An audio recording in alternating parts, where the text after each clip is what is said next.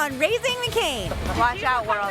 I have so many questions that I want answered. Do you consider yourself a feminist? I don't know if romance really exists anymore. I would find nude photos of myself posted on porn sites. Literally, you lived my worst nightmare. I don't think privacy exists anymore, and I don't really care. What can the average American do to help everyone? I'm trying to dig up a lot of dirt on Meghan McCain. When I was a kid, I saw a bully picking on this nerdy kid, and the nerdy kid beat the shit out of him.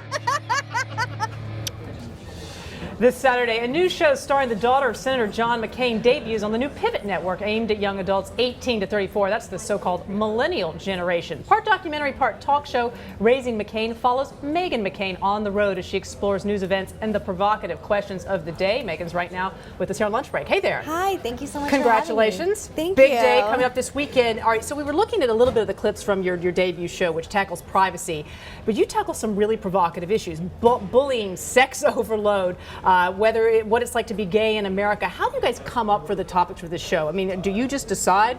Yeah, I'm an executive producer on the show, and it's every single episode something stems from my life in one way or another. The sex overload episode that you're talking about, Right. literally I was in a meeting with my producers and a girlfriend texted me saying she had a great date the night before, but the guy was already sexting her. How is she supposed to date in technology? And I was like, ding, that's like, an that's idea a for an show. episode, because I think a lot of young women can relate to that. So every single episode is something that stems directly from my life. Privacy, obviously a big issue in your life. I mean, you've been in the limelight. Your parents are obviously still in the limelight. You've said you really don't believe there's really any such thing as privacy, particularly for someone in the millennial generation, 18 to 34, and particularly someone like yourself. What do you mean by that? I think in today's age, I'm sure you know this as a journalist, that you are required to have a social media presence. It's no longer an option. So whether you like it or not, you have to reveal things. And when we did the privacy episode, I realized that I was accidentally geolocating myself on tweets, which is kind of dangerous if you think about it. And I didn't know my settings were off and whatever, and lots of different ways. My That Facebook means for people who don't know what geolocate is, people could find you via your tweets. My tweet, it said Right. exactly where I was at the time. And there's lots of different things. I thought everything I was putting on the internet, I was just putting on the internet, but it's not true. For $30, you can hire someone to hack into your Gmail account, iCloud. There are many different ways for people to get anything. I tell everyone, don't take a picture on your iPhone. Don't keep a picture on your iPhone that you wouldn't want blasted on the internet. Don't even keep it there. Is there anything in particular, a picture, a tweet, a quote in an interview that you've given that you wish you could take back, Meghan? There's one recently, actually. I did an interview with Politico, and I said not all Republicans are crazy rednecks, and I was referencing Republicans in the general sense how the media portrays us, and it's really been taken out of context. I don't mean that in a negative way. I have Right. nothing but love for, I consider myself a redneck at heart, and that is one thing that I actually, I'm a little embarrassed about right now. And that's a very serious thing to take back, because you've been very upfront about, even again, your own sex life. None of that bothers you putting that out there. No, I mean, I think if you're gonna host a talk show, you gotta. kind of have to open up a little bit, or a lot actually. And I think I've been accused of being an oversharer, Right. and I think millennials are oversharers. Everyone in today's age that has any kind of social media presence is an oversharer. And I think the idea that we're arrogant or we're egotistical or it's the me generation is just inaccurate. We're just using technology to share our lives. Your mom and your dad, they've watched the pilot, I assume. They what, have. what do they think? Have they given you feedback on it, positive, negative? You know, my parents don't always love my choices. We have definitely had arguments over my career choices before. Something about this network and this show they love. They're both on it. My mom is on 2 episodes. My dad's on the final episode. And it's such a pleasure to work at a place where they support me so much and my parents support the network. And it's just highly unusual. And I'm so happy they like it.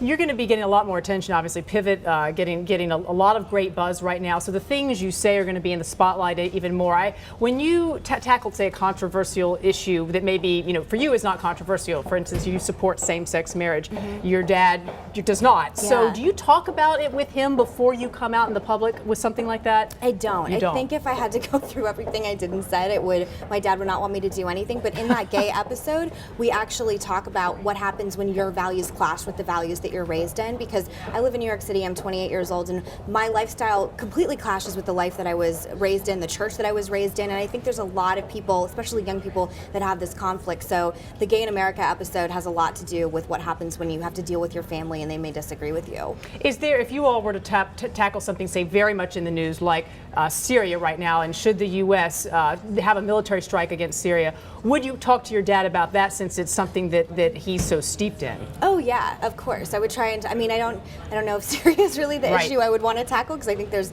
much people that know so much more about Right. foreign policy than I do. But yeah, my father, Lindsey Graham, who I consider family at this point. Joe Lieberman, those are the people. Kelly Ayotte would be the first people I would go to. Let's talk a little bit about how Pivot is not only shifting sort of the technology of how we watch TV, and I'm putting TV in quotes, but sort of also the lens through which we view world events. You want this to be different, right? Kind of part talk show and part documentary. What do you think people are going to find the most surprising, the most shocking and unique about your show, Megan? Apparently, so far, how much I swear.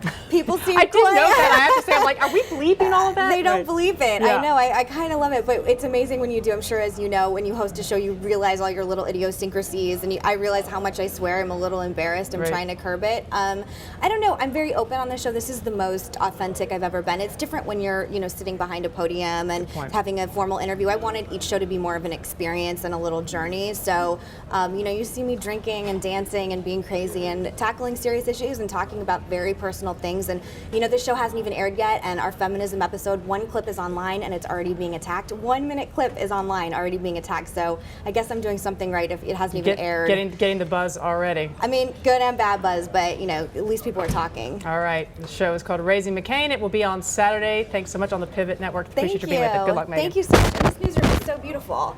You're the first person who said that, but we will take it. Right? I think I've been in many newsrooms in my life, and the lighting and this beautiful background. Breaking news, Meghan McCain, she endorses the Wall Street Journal newsroom, calls it beautiful. We got to end the show there. All right. Tune in for Megan's show. Appreciate you being with us. Thank you.